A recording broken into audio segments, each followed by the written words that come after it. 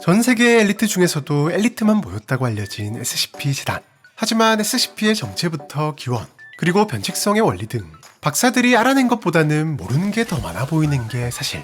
그래서인지 재단 박사들 능력이 부족한 거 아냐? 라는 오해를 하시는 분들도 많으실 텐데요. 하지만 SCP라는 존재부터가 이미 세상의 이치에서 벗어난 존재들이다 보니 수천 개의 SCP들을 안전하게 확보하고 격리하는 것만으로도 대단한 능력이라고 볼 수 있답니다.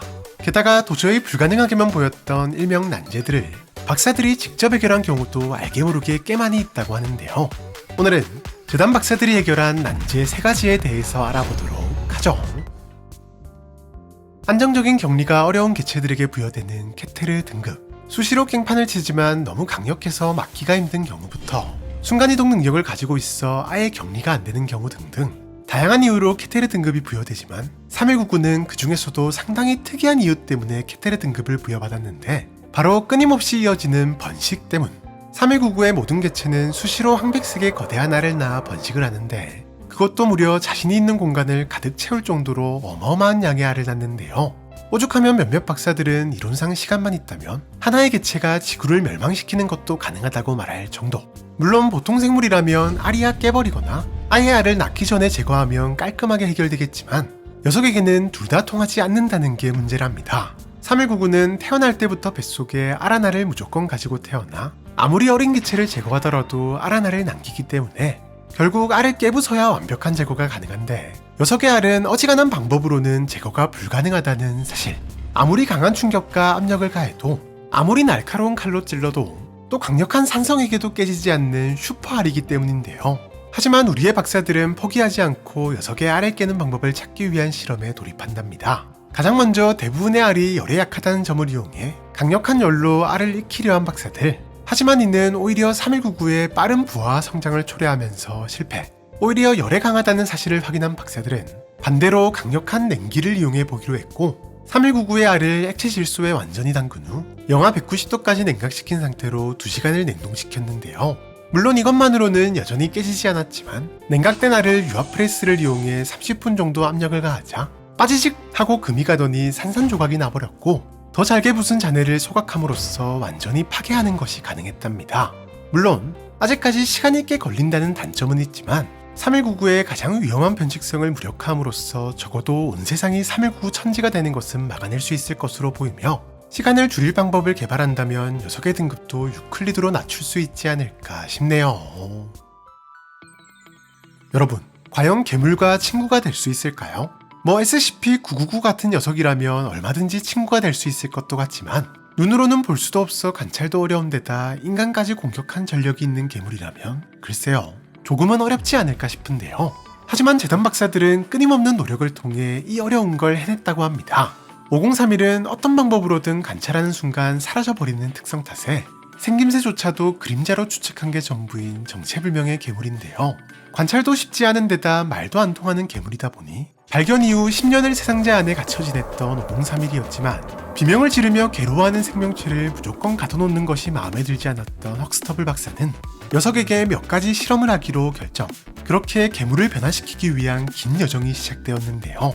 박사는 녀석에게 다양한 음악을 들려주는 것을 시작으로 다양한 공을 제공해 공놀이라는 취미생활을 만들어주는가 하며 좋아하는 음식을 파악하고 제공함으로써 녀석의 스트레스 수준을 대폭 줄인 다음 조심스레 디계급을 투입했는데요. 아무리 배가 부르고 스트레스가 줄어든 상태라고는 하나 그래도 괴물은 괴물. 어떤 결과가 나올지 걱정스럽기도 했지만 결과는 대성공이었답니다. 두 녀석은 신나게 공을 주고받음으로써 괴물과의 안전한 공존이 가능하다는 사실을 증명했는데요. 이를 지켜본 헉스터블 박사는 5031이 꽤 높은 습득력을 가지고 있다고 판단. 여기서 그치지 않고 5031에게 인간의 언어와 다양한 활동들을 가르치려 시도했는데 물론 처음엔 다소 시행착오가 있었지만 꾸준한 노력 끝에 결국 녀석은 블록을 이용해 다양한 단어를 조합하는가 하면 소금이라는 단어를 직접 말하기도 했으며 그림부터 피아노, 그리고 요리 실력이 수준급으로 상승했는데요. 심지어 마지막 실험이 진행된 2019년 11월 29일에는 제58생물기지 요원들에게 직접 만든 음식과 함께 피아노 공연을 선사하며 성공리의 실험을 종료했답니다. 네, 단계적이고 체계적인 학습을 통해 불가능하게만 보였던 난제인 무서운 살인괴물과의 공생을 넘어 특별한 유대관계를 쌓는 획기적인 성과를 얻어낸 것인데요. 현재 5031은 헉스터블 박사가 수정한 문서를 기반으로 격리 절차 재조정을 대기 중이라고 하네요. 아무리 엄청난 과학적 발전을 이루어낸 현대사회라고 해도 아직까지 인간이 도달하지 못한, 아니 어쩌면 영원히 도달하지 못할 것 같아 보이는 영역이 있는데, 그것은 바로 신의 영역으로 불리는 생명의 창조. 가히 최고의 난제라고 해도 무방할 만큼 절대 불가능해 보이는 일이지만, 놀랍게도 SCP-재단 박사들은 끊임없는 노력과 연구 끝에 생명 창조가 가능한 SCP-2000을 직접 만드는 데 성공한답니다. 사실 정확히는 2000은 단순히 생명 창조만이 아닌 생명 창조를 바탕으로 멸망한 세계를 복원하기 위해 만들어진 세계 복원 시설인데요. 어떤 이유로든 세계가 멸망하는 상황이 발생하면 1년의 절차를 거쳐 2000이 가동되는데, 이후 2000은 하루 10만 명 정도의 인간을 만들어내며 이때 오랜 시간 수집한 인간의 DNA와 정보를 바탕으로 원하는 기억과 유전자, 그리고 나이를 가진 살아생전과 완벽하게 똑같은 인간을 만드는 것은 물론 새로운 기억과 유전자를 가진 인간을 재창조하는 것도 가능하답니다.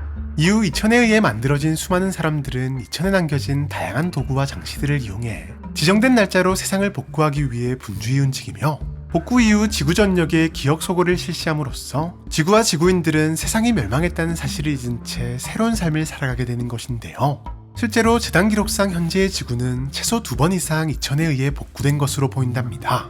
물론 최초 작동에는 무조건 인간이 필요하기 때문에 동시에 모든 사람이 죽는다면 작동 자체가 불가능하다는 치명적인 약점이 있어 아직까지 완벽하다고는 할 수 없는 장치이지만, 감히 인간이 상상도 할 수 없는 영역이었던 인간 창조와 세계 창조를 오로지 재단의 기술력만으로 가능하게 만들었다는 것만으로도 재단의 과학기술력이 얼마나 넘사벽인지를 보여주는 것 같네요.